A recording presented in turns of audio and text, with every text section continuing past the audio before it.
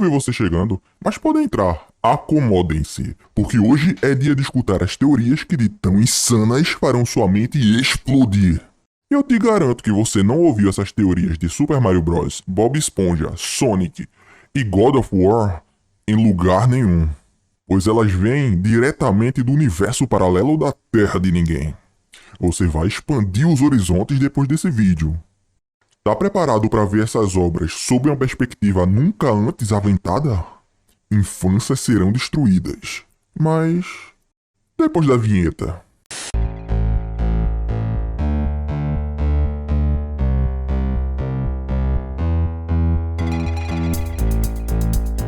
Eu sou rei de todo mundo. Estou em todo lugar. E em lugar nenhum.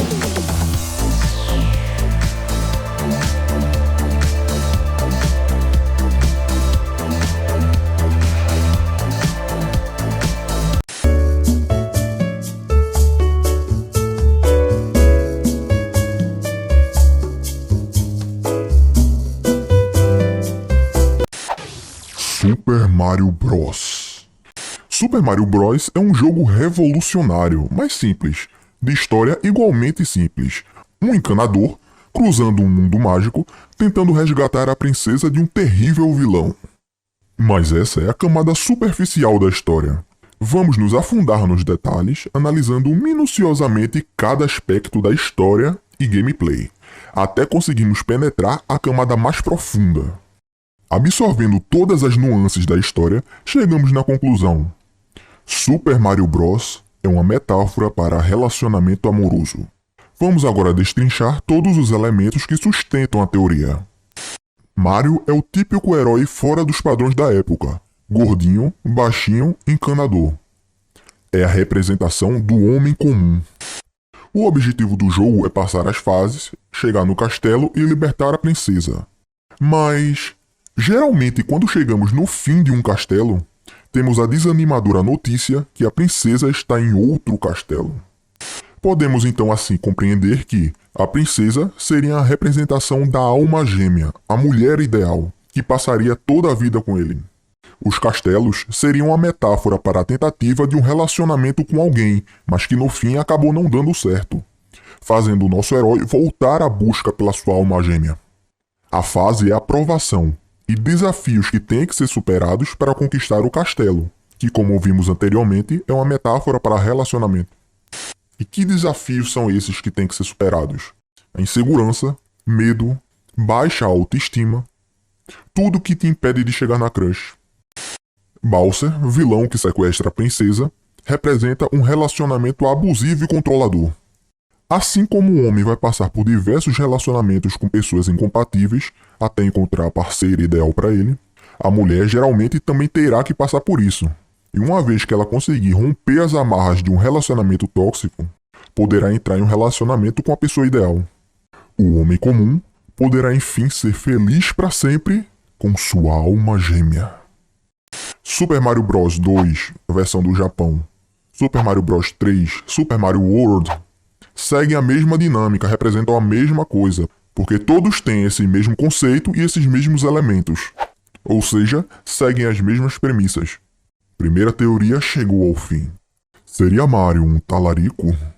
Bem, mas esse não é assunto para esse vídeo. Plankton vs Sirigueijo. Seguindo a narrativa da menina dos olhos da Nickelodeon, Bob Esponja, chegamos à conclusão que o Plankton, devido à sua obsessão pelo roubo da fórmula secreta do hambúrguer de Siri, é um dos grandes vilões do desenho. Mas será que é isso mesmo?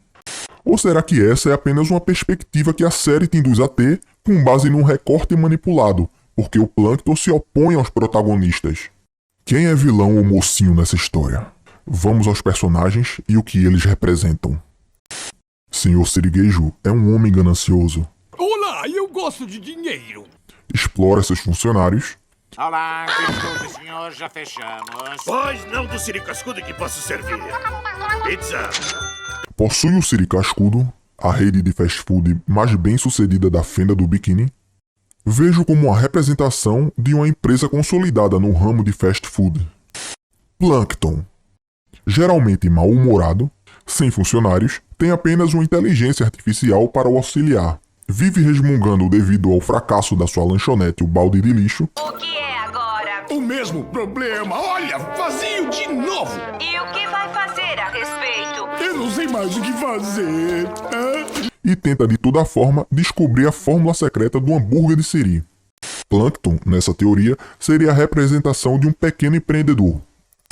Tem uma lanchonete de esquina, tipo de estabelecimento conhecido vulgarmente como pé sujo, por dúvidas em relação à procedência e padrão de qualidade dos produtos, o que se associa diretamente com o nome do estabelecimento na série, balde de lixo. Agora, tendo em vista essa perspectiva, fica a questão: o que você faria se tivesse investido tudo em um estabelecimento e em seguida um Burger King da vida resolvesse criar uma filial na mesma rua da sua lanchonete? O que aconteceria? Como esse empreendedor teria condições de competir diretamente com a gigante como a Burger King? Certamente os negócios iriam de mal a pior. Ter acesso ao segredo da fórmula e copiá-la é a tentativa desesperada para, em sua mente, manter o negócio minimamente competitivo e vivo. Agora vem cá. Quantos estabelecimentos pequenos você não viu por aí dizendo que tem o molho do McDonald's para atrair o público?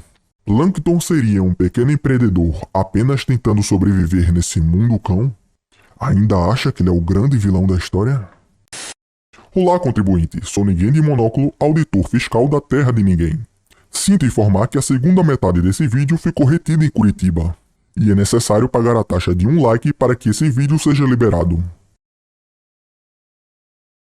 Ok, o like já foi identificado e o vídeo foi liberado. Obrigado, contribuinte, e divirta-se com a segunda metade do vídeo. Perdoe-nos pelo transtorno. Sonic, Robotnik e a Guerra Fria. Para seguirmos nessa teoria, é preciso entender o contexto histórico primeiro. A Guerra Fria foi um período de tensão entre duas potências mundiais, Estados Unidos e a União Soviética, que durou de 1947 até 1991, com a dissolução da União Soviética. Várias obras da época sofreram influência desse período, e o ouriço azul criado para bater de frente com a Nintendo não ficaria de fora. Sonic surgiu em 1991. Logo não seria nenhuma loucura notar influências desse período nos jogos. Mas quais referências do jogo a esse período podem ser notadas? Enquanto no Sonic predominam as cores vermelho, branco e azul, da bandeira dos Estados Unidos, o vilão, por sua vez, ostenta as cores vermelho e amarelo, da bandeira da União Soviética. E veja bem, não é apenas isso. O nome Robotnik pode ser destacado como mais uma evidência. O robot vem de robô, ou seja, uma referência direta à história do jogo. Ele é um cientista louco que cria robôs movidos à energia dos bichos aprisionados. E Nick, uma tentativa de imitar o nome russo de forma estereotipada. E vamos lembrar que foi nesse período de Guerra Fria que houve a corrida espacial, uma competição entre Estados Unidos e União Soviética para saber quem seria capaz de levar o homem à Lua primeiro. O primeiro satélite a orbitar a Terra foi da União Soviética. Chamava Sputnik 1. Entenderam? Sputnik. Robotnik. Ou seja, mais uma evidência da origem do nome do nosso querido Homem-Ovo. Aí popularizava-se dois estereótipos, a do herói americano e do cientista maluco referenciando os soviéticos. E isso o Eggman é, hein?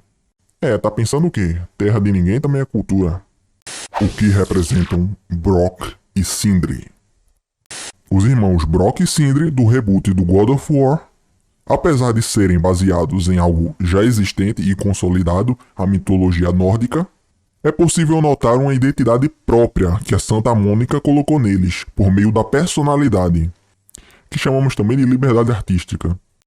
Identidade essa que referencia diretamente o público do God of War, desde os primórdios até os jogos atuais. Vamos à definição e diferença de cada um. Brock é um cara sem papas na língua, ranzinza, sem frescuras e mimimi. Brock! Que é? É meu intervalo! Eu não fico enchendo sua paciência quando você tá coçando o saco. cheio de tiradas de tiozão do churrasco que soam bem ofensivas para a parcela da população dos dias atuais. Ué, cadê o merdinha? Esse lugar é tão frio que daqui a pouco congela meus ovos. Ah, corta essa, mocinha, assim você me deixa meloso. Tradicionalista, usa um método de forja raiz. Gosta de trabalhar com as mãos nuas para ter contato direto com aço, se conectando assim com o produto que será forjado. Por que o Brock é azul e você não? Garoto, Ah, tudo bem. É uma ótima pergunta. Bom, o meu irmão não é tão cuidadoso quanto eu. Aliás, ele prefere trabalhar com metal usando... as mãos nuas. Sem luvas. Ele diz que só assim pode ouvir o que o metal quer. Se mexer demais em prata bruta, sua pele muda irreparavelmente. Ou seja, para sempre. Já Sindri é praticamente uma antítese do seu irmão Brock. É mais sensível, Tá bom. Isso magoa. tem medo de tudo, Não, eu era anti-higiênico como qualquer outro anão. Até que uma bruxa Vanir me fez mudar. Com sua magia, ela descobriu centenas de milhares de bichinhos em toda a nossa volta. Tão pequenos que nem dá pra ver. Não. É sério. E se eles entram no seu corpo, você fica doente. Mas a bruxa me falou de uma madeira, o carvalho, que é um restringente natural. Não deixa os bichinhos se espalharem. Agora, eu faço todos os punhos de carvalho. Viu? Eu penso nessas coisas. mania de limpeza, Você pode colocar ele ali, o cabo tá... Não. nojento.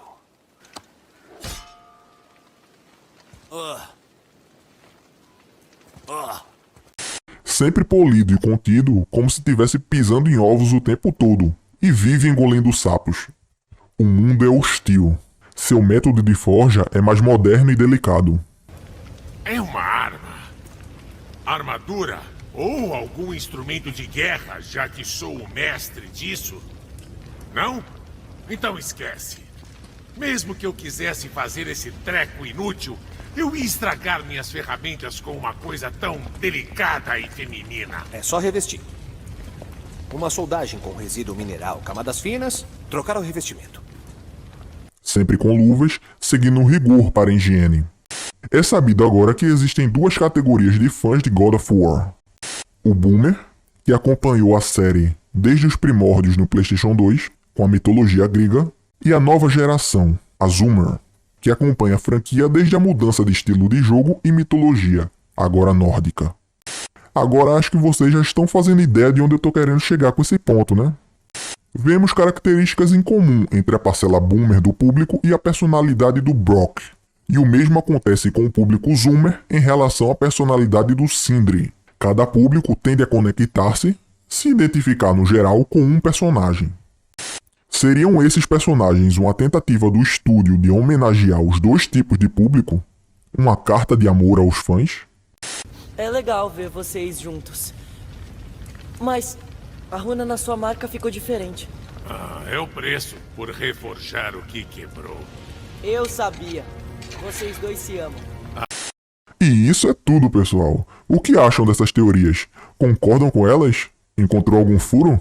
Sua opinião será muito bem-vinda aqui nos comentários. Se ainda não deixou o like, deixa aí, vai. Não custa nada e ainda me anima a fazer mais vídeos como esse.